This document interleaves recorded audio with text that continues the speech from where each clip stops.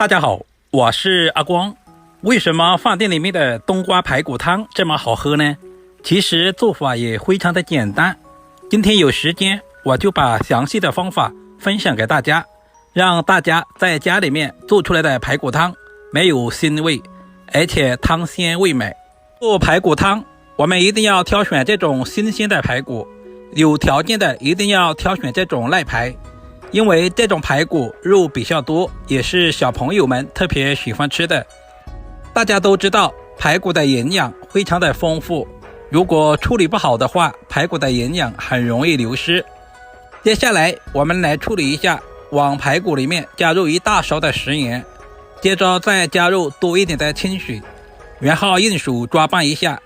这一步的目的是去除排骨里面的血水，我们尽量的多抓拌一会儿，大约抓拌2分钟左右，放在一旁浸泡10分钟。利用这段时间，我们准备一块去皮的老姜，先切成薄片，然后再准备一小段大葱，切成斜刀片，全部切好以后，放在准备好的碗中备用。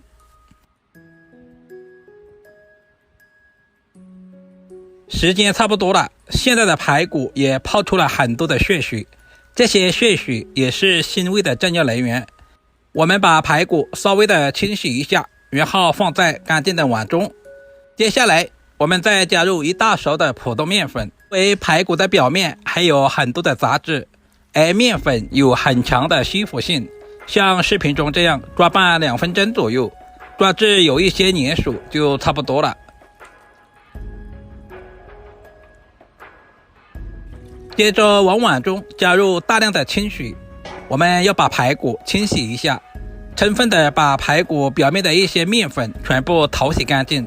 清洗完第一遍之后，我们就把排骨再次放在大碗中，然后加入大量的清水，再次淘洗2到3遍。有条件的也可以放在流动的清水下冲洗。经过这样清洗之后，我们吃着也更加的放心。直到把水洗至很清澈就可以了。把洗好的排骨放在碗中备用。下面我们开始操作，起锅加入1小块猪油，我们要用猪油把排骨煎制一下。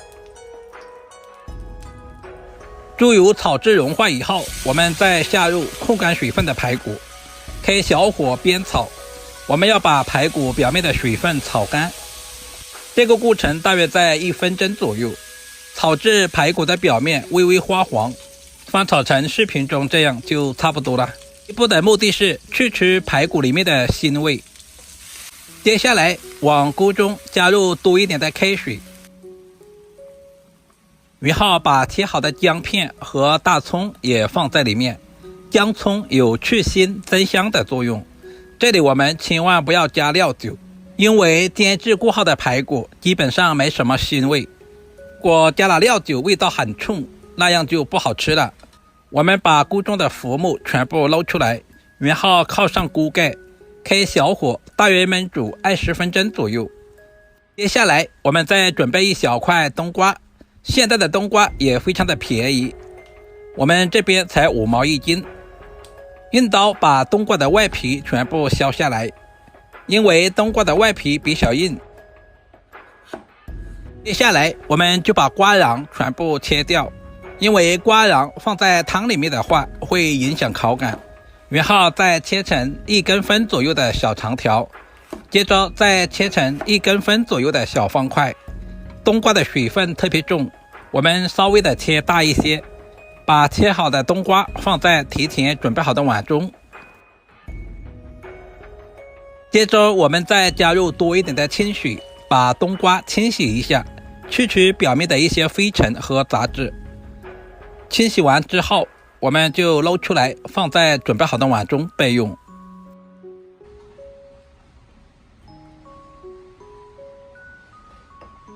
时间差不多了，我们打开锅盖看一下，现在的排骨还没有完全的软烂，但是现在的汤汁也微微的花白了，这个时候的排骨还没有好。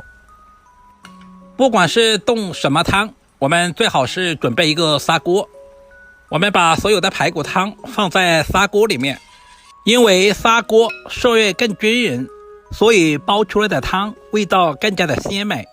把所有排骨汤全部倒在里面，稍微的整理一下。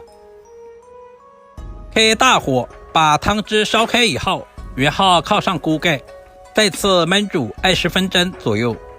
如果家里面有高压锅的，也可以用高压锅，那样更节省时间。20分钟以后，我们打开锅盖，现在的汤汁非常的奶白了。接着我们用筷子把里面的葱和姜全部挑出来，因为现在的葱和姜已经完全的释放出了香味。全部挑干净以后，我们再把冬瓜全部倒在锅中，用筷子稍微的整理平整，这样使冬瓜受热更加的均匀。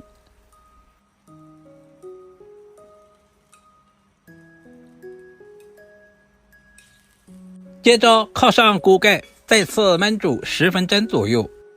因为现在的冬瓜比较鲜嫩，比较容易熟，我们煮的时间千万不能太长。如果时间太长的话，全部煮烂了，那样做出来的成品不好看。我们用筷子稍微的翻拌一下，现在的排骨看着都已经脱骨了，证明完全的软烂了。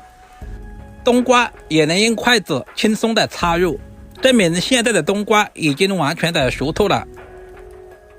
接着我们简单的调下味，加入大半勺的食盐，后再加入少量的鸡精。